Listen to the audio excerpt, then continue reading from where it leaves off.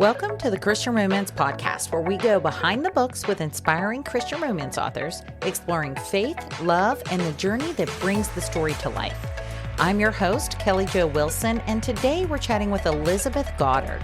Elizabeth is a USA Today, Publishers Weekly, and ECPA best-selling author of over 60 faith-filled romantic suspense novels, including the Missing in Alaska and Rocky Mountain Courage series. With over 1.5 million books sold and multiple awards to her name, she finds joy in storytelling, adventuring with her family, and serving alongside her husband in ministry. Be sure to stay tuned to the end of the episode so you can hear about our very special book giveaway for this month. Now, here's my conversation with Elizabeth. Hi, Elizabeth. I am so happy to have you back on the Christian Romance Podcast today. Thank you so much for being here. Thanks for having me. I'm excited to be here. Yes, I can't wait to hear about this book. Okay, so book 2 in this wonderful series. The last time you were here, we were talking about book 1, Storm Warning. But before we get into it, why don't you just let our listeners know a little bit more about you, just more about what kind of books that you write and a little bit more about your writing journey. Well, I write romantic suspense for Revell and love-inspired suspense, and I have been writing since 2001. Well, actually, I take that back. I started the publishing journey in 2001 by attending conferences, and my first book didn't come out till 2007, and I was published with HOLT Presents, and then Love-Inspired Suspense, and then now Revell, and I love writing in this genre. It's the absolute best. Yes, it's very fun. I've always been such a contemporary romance gal, okay? But I'm dipping my toes into some suspense because you and so many other wonderful authors that I interview have these amazing stories. And my heart cannot take it sometimes because it's so like on the edge of your seat. Oh my gosh. Okay. So let me just tell you, but I'm trying to muster through it because I'm such a big baby, Elizabeth. So I can't handle. I'm like, no, they can't get her, or nothing can happen to the child, like I get so crazy. But these books, this series sounds super, super neat. Why don't you talk a little bit? I know last time you were here, you talked about Storm Warning, but why don't you talk a little bit about like Hidden Bay and just that kind of setting, like where that, a little bit more about the setting and Right. the series. Right. Okay. Well, Hidden Bay is set on the Washington coast, really part of the Olympic Peninsula. So it's the very northern western coast of the contiguous United States. And that coast is a designated wilderness area. Much of it is reservation. It's just, there's like no cell service. When I went to do my research trip, and I actually don't live very far at all. I live like next to Capitol State Forest, which is next to the rainforest. It's part of the peninsula, so I can just go there any day. But you get in there and, you don't have cell service. You look on your phone and there's like no service. And there's I got satellite. There's no satellite either. Sometimes it's blippy. So, perfect for suspense. But I just have dreamed for a very long time of setting a series on the coast because the storms coming in, like for Storm Warning, there's rocky beaches with sea stacks, and they're just so beautiful, so incredible. And there's a rainforest, and there's mountains, and it's just everything that I love because setting really inspires me. And so I decided to set a whole series around, I call it a storm watching lodge, but it's based on a real lodge, and there are many of them set along the coast that people can come. And a lot of times in the wintertime, they come to watch the storms rolling in. So storm watching is a real thing, and they come watch the storms, just, violent storms coming in and crashing against the rocks. And it's just incredible. It's just beautiful and so awe-inspiring. So I decided to create a whole series around people who come to this lodge to hide. And something I bring up, and I believe it's Perilous Tides, is people bring their own troubles with them. So, here's this place that's really a safe harbor. So how does danger arrive there? Well, it's because people bring the danger with them when they come. So, so each of my characters, I try to build something, they're there. Like in the case of Jo, she's a forensic artist. Well, what is she doing there? There's a lot of stuff going on in her past. And she may have, just think that her life is going on as usual, but it all comes back around and she has to fight her way out of it and find answers. And so each of my books is really that kind of a setting. where the character just brings a lot of trouble and baggage with them. I mean, they're living life and think they're safe, but then stuff happens, right? So I'm very excited about this series as a whole, and I'm just been so thrilled at the response of Storm Warning. My previous series was Missing Alaska, and I was so worried because Alaska. I mean, how do you beat that setting and in that environment, writing a suspense story set there? And I know a lot of people keep on writing those stories, and but for my next series, I went to the Washington coast, and so I was so worried that, oh, is anybody going to want to read this after reading Alaska? But the reviews have been just really fantastic, and I've just been so surprised. I should say surprised. When I write a book, of course I want the best reviews, but I've just been pleasantly surprised, let's say. So. Oh yeah, yeah, for sure. Especially whenever you're trying something new too, Mm-hmm. and that your Right. readers like a certain thing, and you're so funny, you're so humble. I love how you're like, I'm surprised that they like it. Meanwhile, that you're an excellent, wonderful writer. Well, I think all authors are like that, aren't they? When they write every book, you're like, oh, this could be this. This is my next book. It could be the flop, right? You never know when a book's coming out. You just never know. So you should never expect that. Oh, it's the best thing I ever wrote, because readers might not think that. Yeah, you're absolutely right, because it's vulnerability, right? You put a lot of your heart into these stories. It's your ideas, especially like you're co-creating with God, and you're praying about this, and you want it to be reaching the people that need to hear these words, and you want it to be impactful, and provide this wonderful story for people, and it's very raw, it's very vulnerable to put yourself out there like that. So it's tough, I can tell you. I just sent Yes. my book to beta readers, people I do not know, and I was like, oh my gosh, like it's like sending Mm-hmm. the email to them, Yeah. and I'm like, this is it. I mean, they might not like it. They might say that it's horrible. I might have to rewrite the whole thing. Who knows what's gonna, it's very crazy. It's like its own little suspense story, just being an author. Like you're on the edge of your seat, like, oh my gosh. Um, but thankfully they had wonderful feedback, a very positive feedback. And that's always Right. a wonderful thing. And I love that you had that too, through the reviews. And I hope that your readers are also reaching out to you and sending you emails. But yes, so Joe, we have to talk about, first of all, the setting sounds absolutely amazing. And I love that you're doing that. It's so neat that people come to Stormwatch. So like, Mm-hmm. how do they see, is it like, I would imagine in the winter, like snow. I mean, I would imagine it wouldn't be snowstorms over it, right? Because would it just be like these like crazy, like hurricanes or things like that to people watch? Yeah. Well, you think about it, it's the West Coast. There's not usually snow, but there can be. There's in the mountains, because the Olympic Peninsula also includes the Olympic Mountains, so Mm. the higher elevations. But by the coast, not usually snow, but sometimes, I guess. They can be violent. We get what's called a bomb cyclone, which is kind of, I guess, probably just a hurricane, straight winds and all kinds of things. So, but the main thing is just, you think about, it's very northern Pacific, and the Pacific Ocean is cold and violent, and just having the waves come crashing in and crashing against the rocks and crash, and spectacular. It's just spectacular. And have you seen some pictures taken where sometimes people have even caught, what looked like the image of a monster, in the waves. I don't know if you've ever seen anything like that, or, just there's all kinds of things like that, but it's just beautiful. And in fact, my website, if you go to my website, I had them create, live action crashing waves on the homepage, and I could just sit there and watch those all day. But listening to the Absolutely. sounds, and it just adds to the ambiance, and to the intensity and the tension. And I think I love to use the setting and the weather to increase all of the tension, and my characters have to deal with nature in addition to each other, and in addition to man versus man, trying to fight a villain or multiple villains.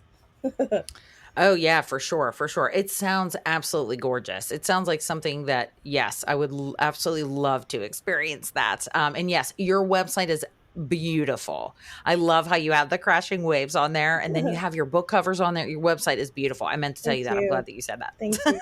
that. You reminded me. So that is pretty neat. And I love how, like you say, this is a very, even with the storms and how it can be like really intense, it's like a safe harbor, but the Hmm. people bring the problems with them. So what problems, or rather, tell us a little bit about Jo. Like, what's going on with Jo? Obviously, no spoilers, but Yeah, what's yeah. up? What's going on with her? And forensic Well, artist, I think that's so neat. Tell us what that is too. yeah.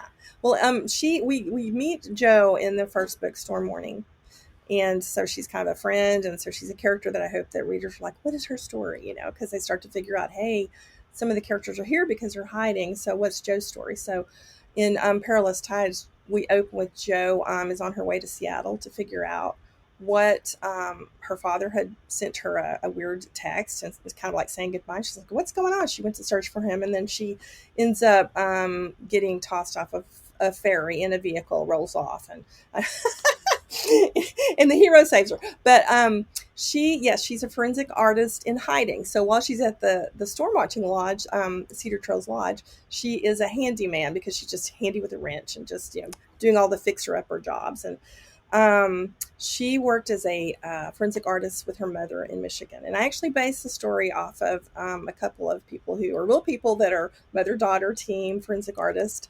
And I really loved when reading their story how they just have this gift, because just because you create a picture of somebody, it doesn't mean that it's going to resemble anybody, or it could resemble a lot of people, but this real life team just has some sort of a God-given gift where they really help the police catch people because their images are just so spot on that they draw, their artist.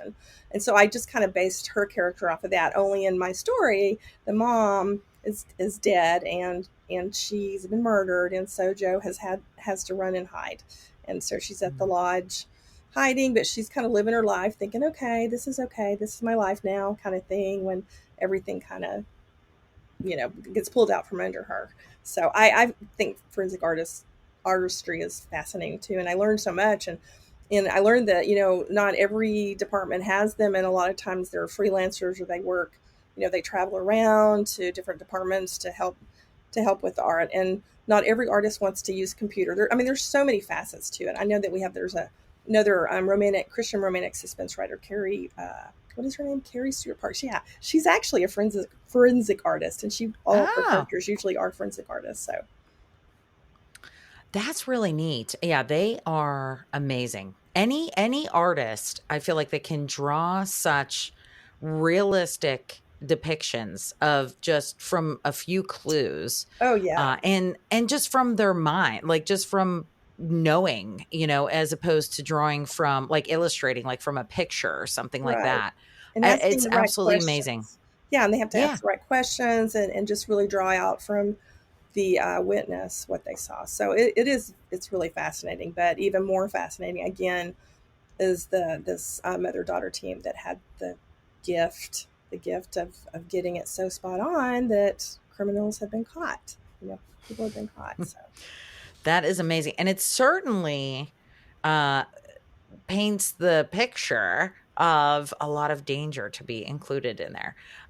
Considering, they're so good, it's almost a blessing and a curse, because they're so good at their exactly. job, but then, they're so good at their job that they're getting these Exactly. Yes. horrible criminals, and now running for her life. Oh my gosh, I love her already. And she has so much going on. Her dad's sending her messages. Her mom has been murdered. Oh, poor Jo. I already am rooting for Jo.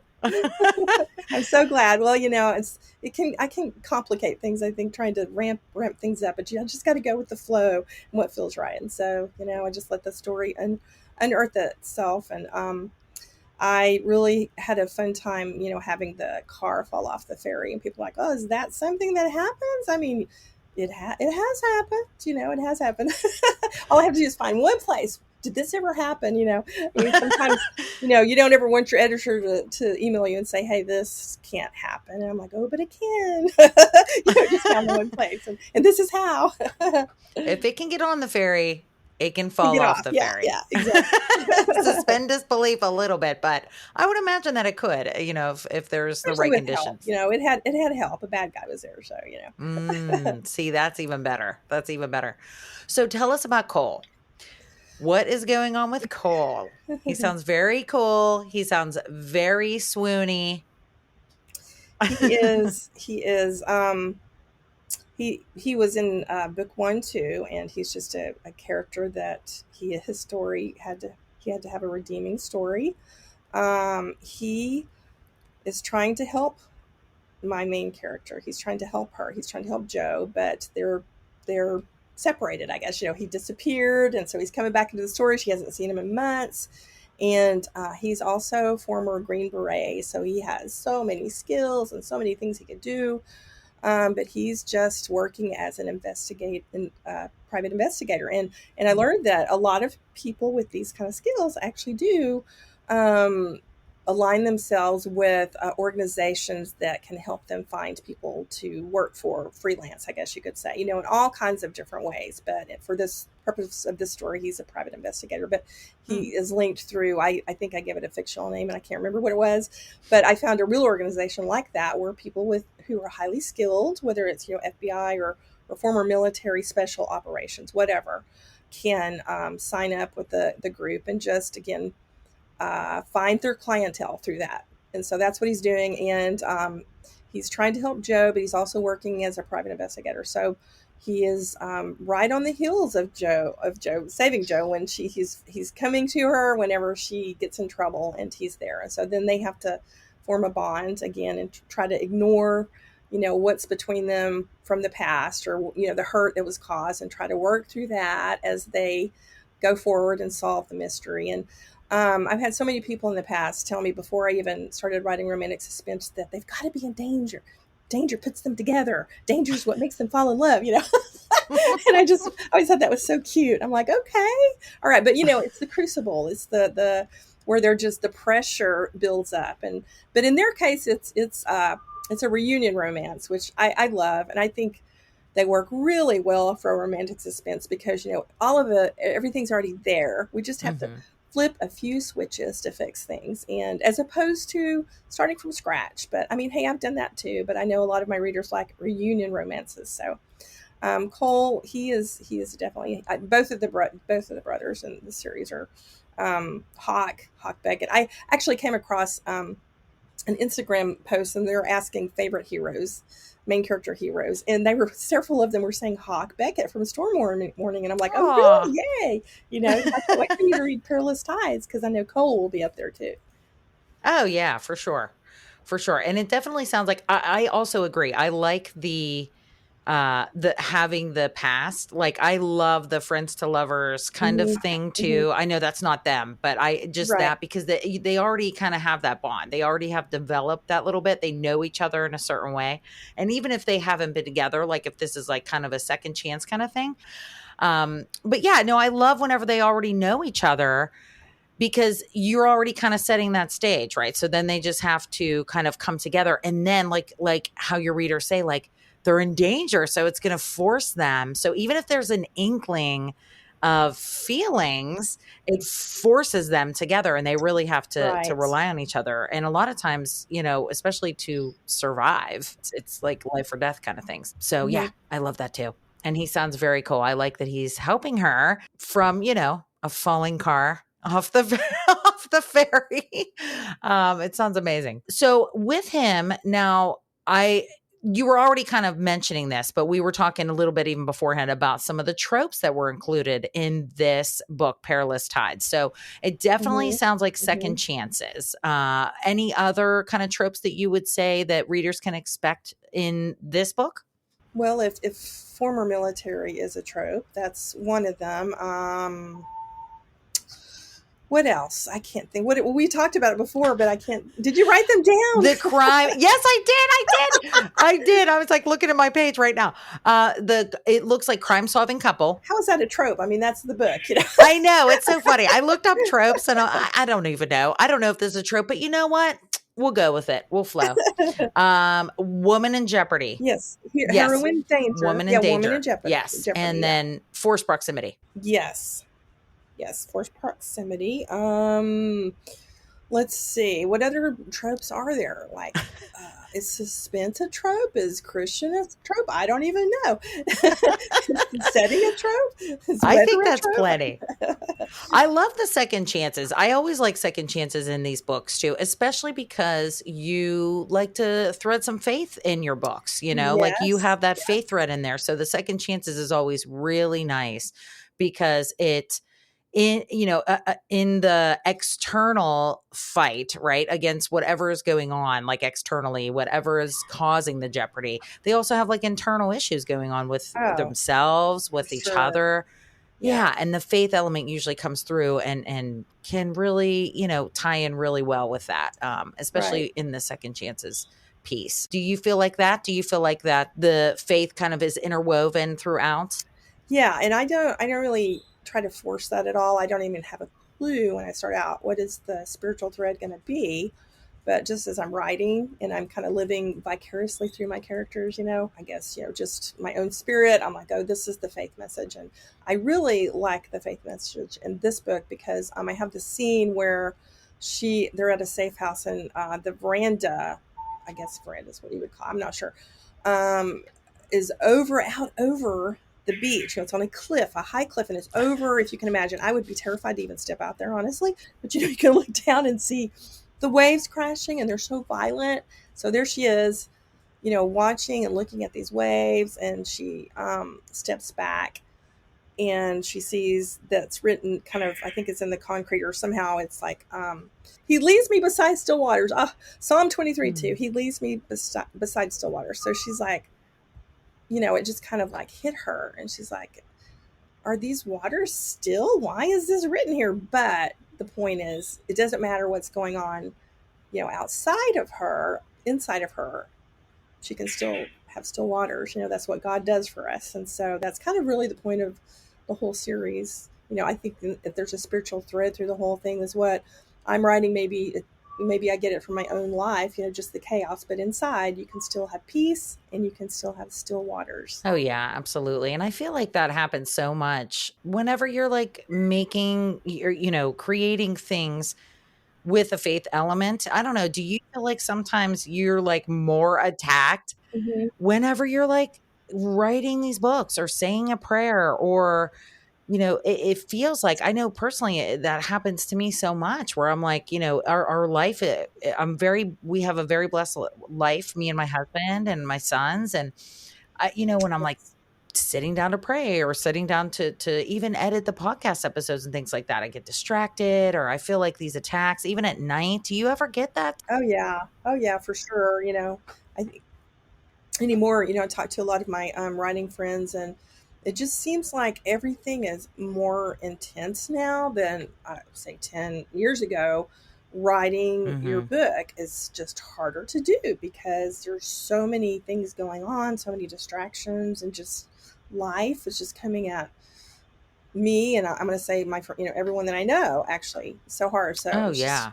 the enemy of our souls, coming at us to keep us from getting the good news out and to finishing the work God's called us to do. But we just keep chipping away and, relying on that inner peace. Absolutely, you're absolutely right, and it's so true, and it's sometimes hard, especially like when we're tired or we're going through something difficult or something, to kind of step back and realize that's what it is, that sometimes the enemy is sending some fiery darts our way to try to prevent us from doing God's work and doing his will and sharing these like faith elements and things that can really impact people or speak to people, especially Mm-hmm. in fiction. I just love when I know when I first started writing, I was writing nonfiction. I didn't even think about writing fiction, even though I used to write stories and stuff when I was young.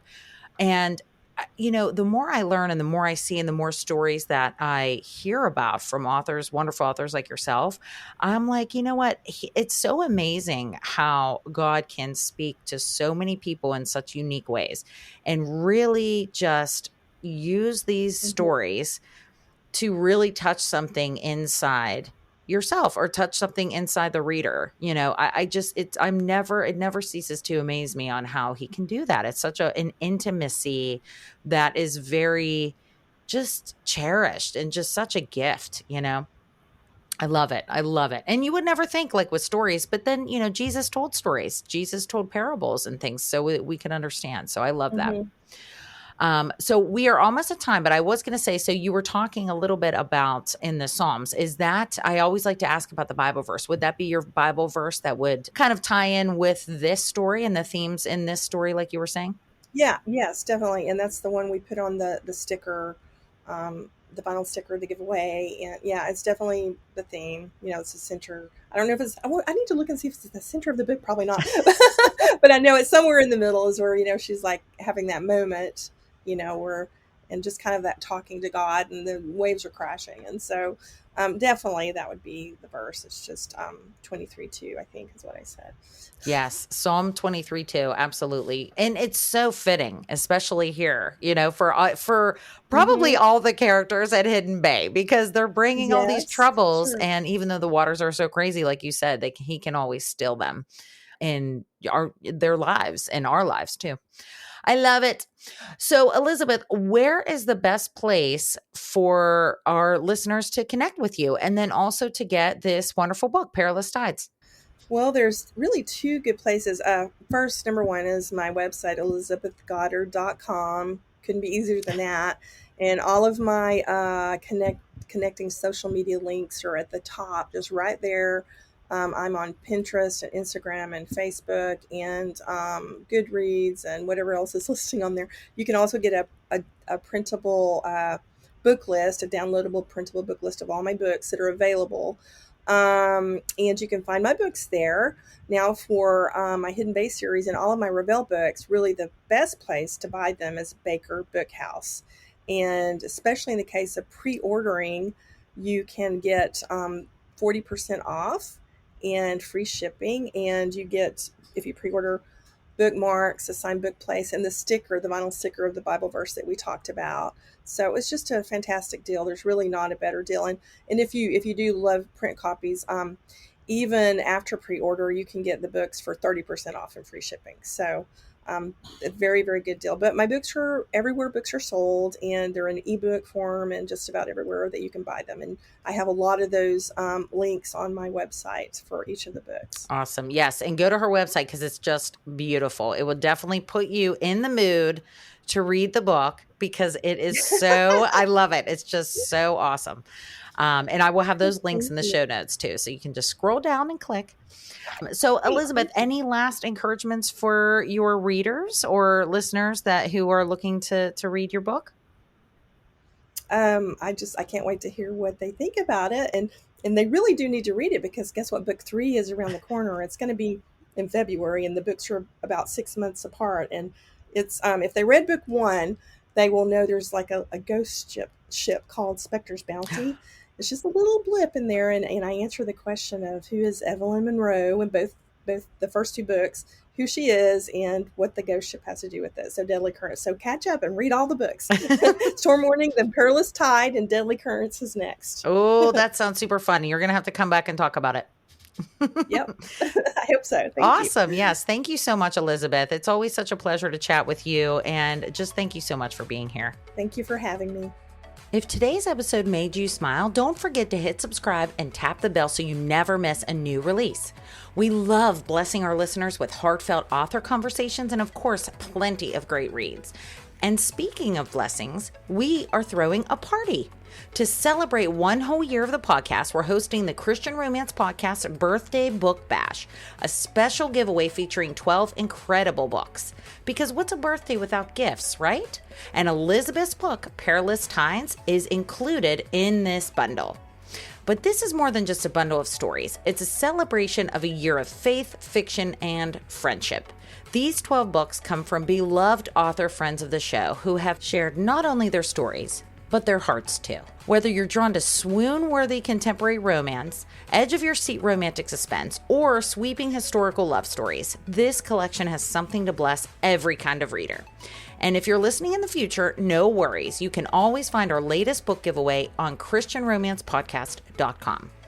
Thank you for being a part of this beautiful first year. Here's to many more pages turned, episodes aired, and stories shared together. Thanks so much for listening.